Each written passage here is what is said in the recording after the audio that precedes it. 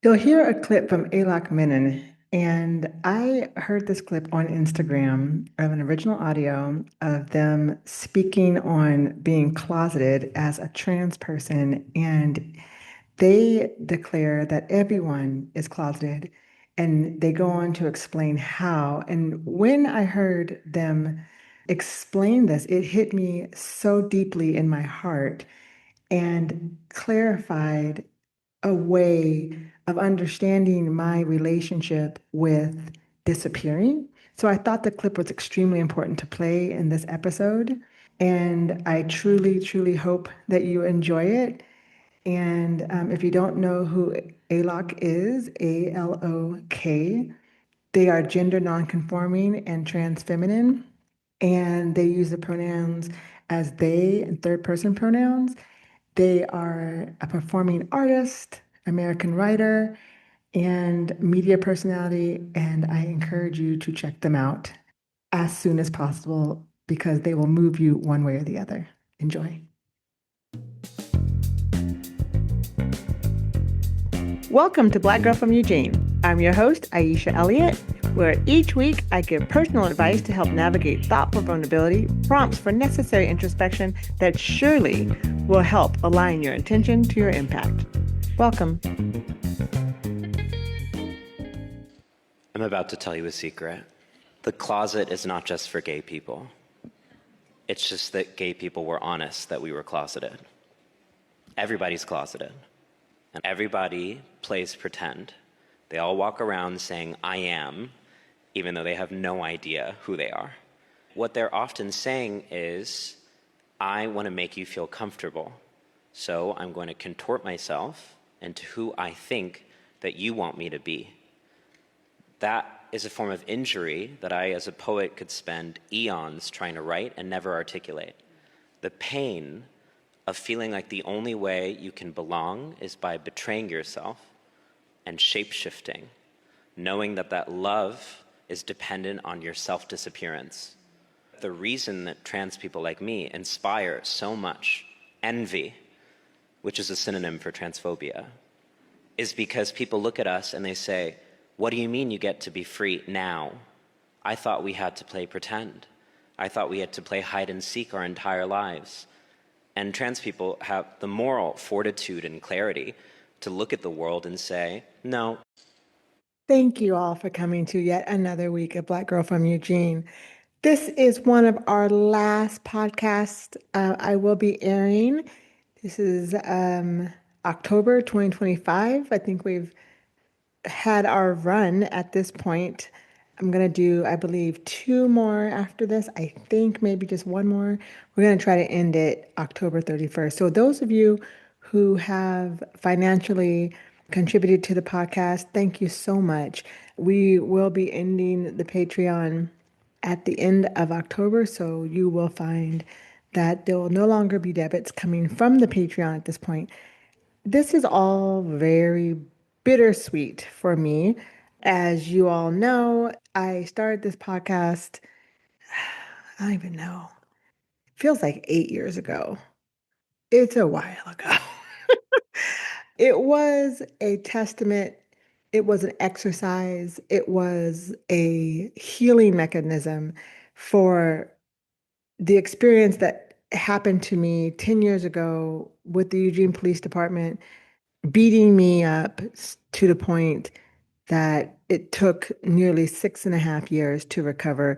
And in that time, I utilized the podcast to help me exercise my voice. And I did not edit my podcast for many years. And just in the last couple years, someone who was a longtime listener, Aradia, thank you so much, has been editing none of the content just to make it a little cleaner to hear, maybe splicing it a little bit to make it more palatable. But I did that on purpose. I had it unedited because I wanted to have the exercise of me just, this is what I said, this is what I meant, and I'm not going to try to make it small or make it different or make it any other kind of way so that it's easier for anyone to hear. Growing up in Eugene, Oregon, I am a Black woman who grew up in Eugene to very Black parents, meaning that both my parents are Black. They are from the St. Louis, Missouri. They did not move from a very Black community until very later in their years. So they were a formative Black family. We listened to jazz. My dad spoke to us about ancient Egyptian philosophy and African folklores and history and all the things that I thought was a normal Black family to do. I had siblings, my mother hot combed my hair. We were in it. I just happened to live in Eugene, where generally it was me and my siblings who were the Black family in the space. I went to school. There was no other Black folks there unless it was my sister. I lived in Cottage Grove, where I think I fought every day of my sixth grade experience just because I was Black and because I was a girl. Mostly white boys that I fought physically.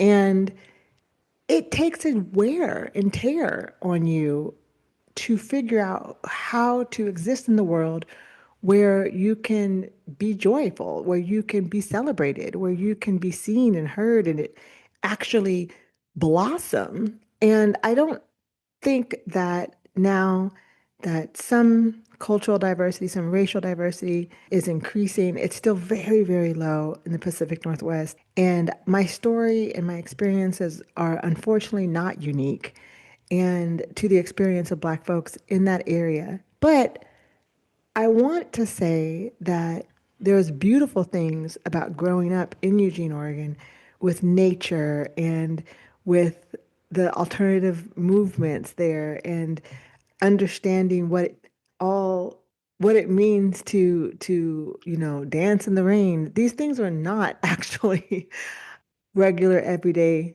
occurrences for a lot of people in our country, which, as you grow up, you start to learn that we are very privileged to live in such a beautiful home like the Pacific Northwest. But that's neither here to say that the reason this podcast was so important to me over these last few years is that I needed to be able to express myself without the gaze of anyone I felt historically in my life had authority over my voice. There's pain and there's deep wounding for children who have to tap dance and negate their true feelings about their existence. And then the confusion comes in later when you've learned to tap dance so well that it has gained you access to places you probably would not have been able to get in without knowing that particular dance, but recognizing that that dance is nowhere near the truth of who you are. It's nowhere near the truth of how you feel or what you see or what you experience. It is what you do. And over time, what you have done becomes who you are, consciously and unconsciously. And as a child, it's very unconsciously, and over the years, as my physical wounds have pretty much healed, the incident happened 10 years ago in July. So it has been 10 years in July. My nervous system still reacts. So that, how I'm sure you've heard the book, The Body Keeps the Score. And my body has kept score, baby. So I do have some nervous system issues on the right side of my body, directly due to the assault put on me by the Eugene Police Department. But other than that, physically you cannot see anything. There's nothing physically still here. Emotionally, it ties very deeply to a lot of relationships that I have endured while living in Eugene, both by Black folks and white folks more, that have been deeply, deeply harmful. And it reminds me of the quote you heard at the beginning and hopefully throughout, that there's a form of injury when you have to betray yourself and shapeshift in order to find acceptance, in order to find love.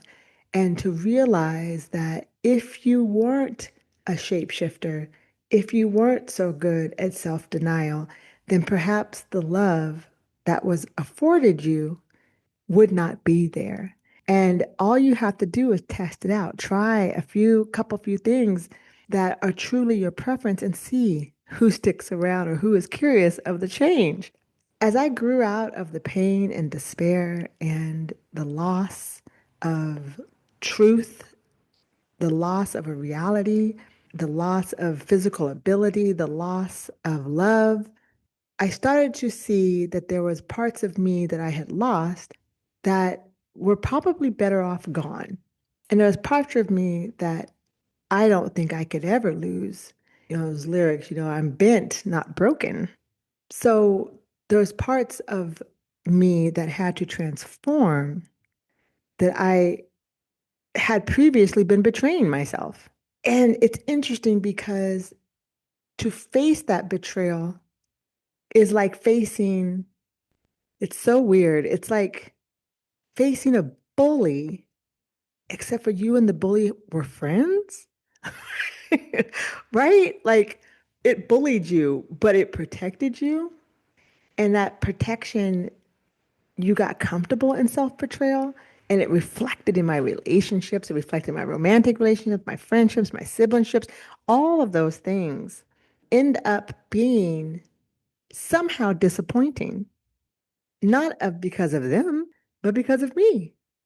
And my relentless pursuit of being included and being someone who is excluded as a default, like a Black girl from Eugene, knowing how to be included becomes a true power. Self-reliance, self is survival. So as I grow older, like me, my big age, almost 50 here, realizing that I fit in where my tribe is, and there's really no reason to try to fit in anywhere else. The stories upon stories upon stories that reveal themselves of self-betrayal is an endless path of pain. And this podcast let me express it, hoping that it would help you and anyone who can hear my voice maybe discover some things about themselves or about the people around them that could create some visibility to freedom, whatever that freedom may be for you. I don't know what that is. For me, it is being able to tell someone that I do not appreciate that they did not plan something for me if I flew across the country to see you. I would never say that. I would have never said that out loud. I would have just grinned and bear it, which I have done. And now I will not do. I know it sounds small, but it's a big deal for me. It's a big deal for me to say, I'm really a picky, very kind of fussy person. I go with the flow because I never thought it was that important to like not go with the flow. I'd rather just be in presence than to be, I guess getting what I really, really wanted. There's so much about just wanting to be around that I have traded in for what I truly wanted. Ah, God, it's gross. It's not gross like I'm mad at myself, but I'm sad for my little self. When I say little self, the little person that we all carry around, our inner child, I'm sad for her. I'm sad for the teenage her. I'm sad for the 20s her. There was a lot that we do to prove ourselves worthy when really we're quite invaluable. I think it's good. I think it's time that I let go of the podcast because at this point, I have evolved into the next journey of healing, which is this idea of my self adornment, my self, what's the word I'm looking for? Giving myself room to be me, giving myself the platform, giving myself the pedestal, giving myself the mic in a real way. But this mic is no longer needed in terms of processing. And Black Girl from Eugene is my little self. I want to hug every little black girl from Eugene. I want to kiss on every little black girl from Eugene's forehead, right there in the middle.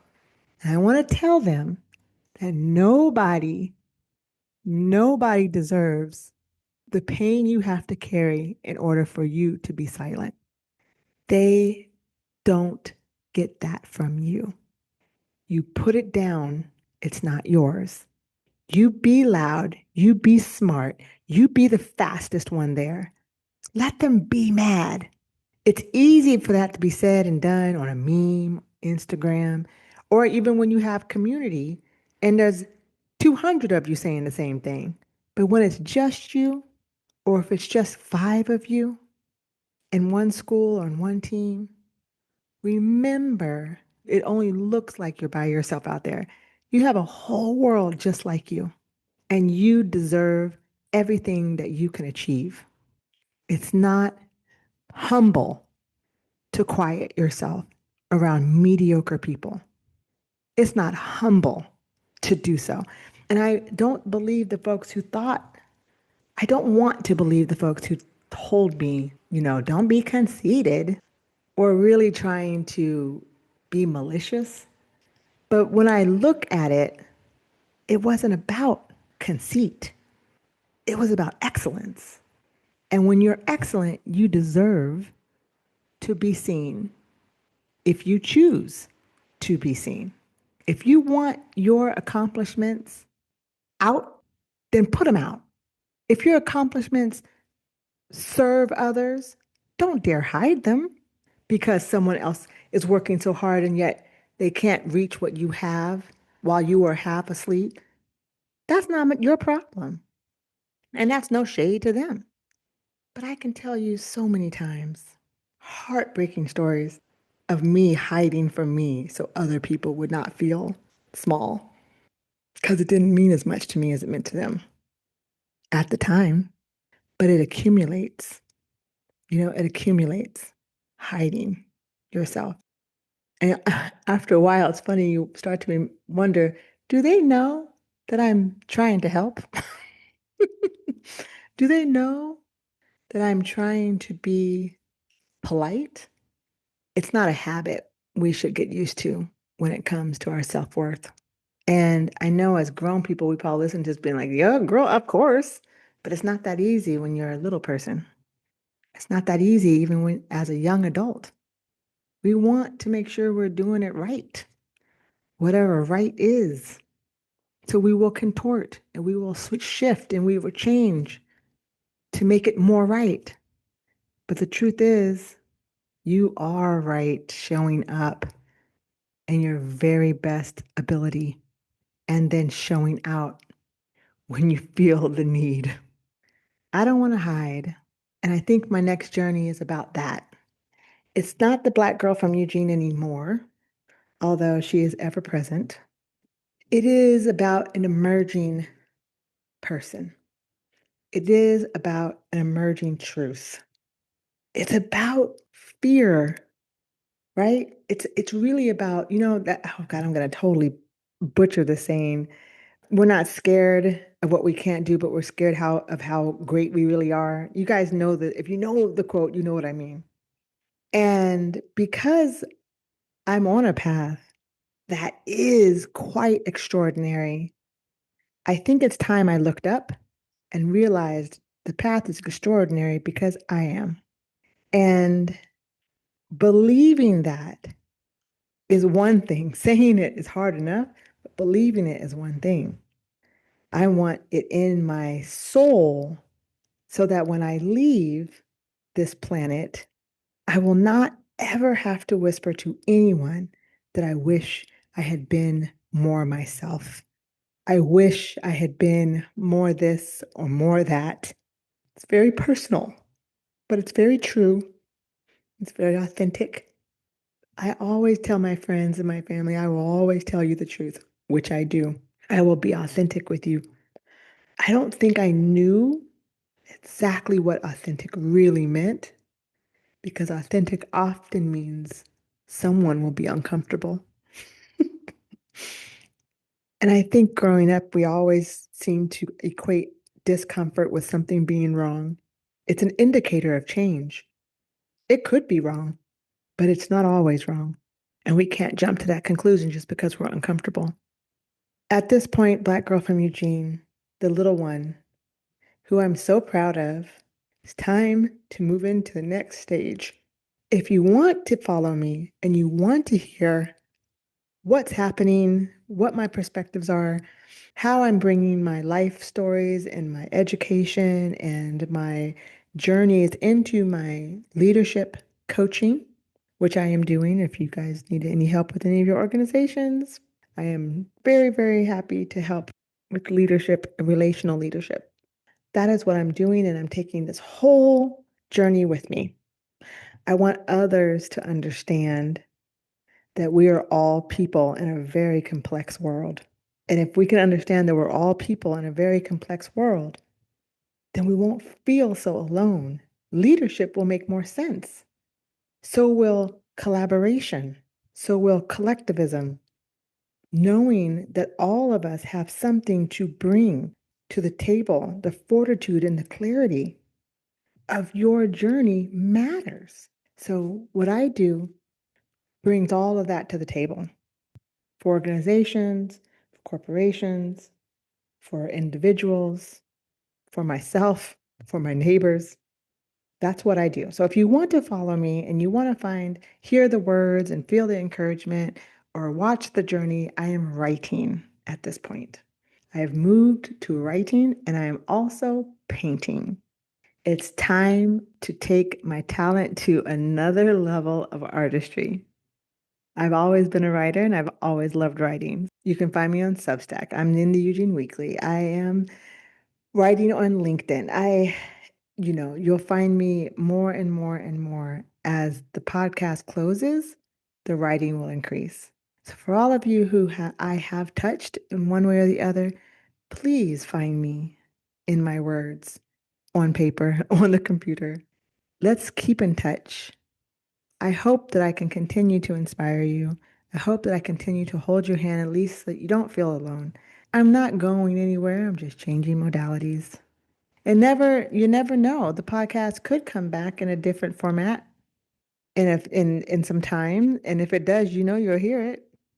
I truly, truly, truly cannot express how important this podcast has been and the exercise of releasing what you know to be true and just letting it fly in the air. And wherever it lands, it lands. I cannot express to you just how deeply important that is of an exercise. So, with that being said, I am absolutely and deeply grateful for all of your support. I really, really, really, really, really hope that if any of you would have liked to be on the podcast or you would have liked to contribute in some way, please let me know and we can keep in touch. I am writing, like I said, and I don't think transcripts of interviews are off the table. I'm still doing interviews. People call me for interviews pretty regularly. So if you would like me to come on your podcast or come and talk to you about anything, please hit me up. The link is in the show notes. And don't be too far away. So just recognize, we're all going through a lot. Lord have mercy. We are all going through a lot. And if my words of compassion hit you in any way, please rate the podcast.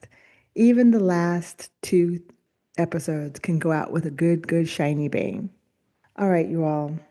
Please don't allow love in your life that depends on your self-disappearance. Please don't allow you to disappear from you in order to be here for them. All right. I want you to have a wonderful weekend. You know I love you. Bye-bye. Thank you for listening to Black Girl from Eugene. Please subscribe, rate our show, and give a comment. Anything that you have to say and to contribute is welcomed and just helps the podcast grow. We really hope to see you each week. And until then, stay strong, stay connected, and we love you.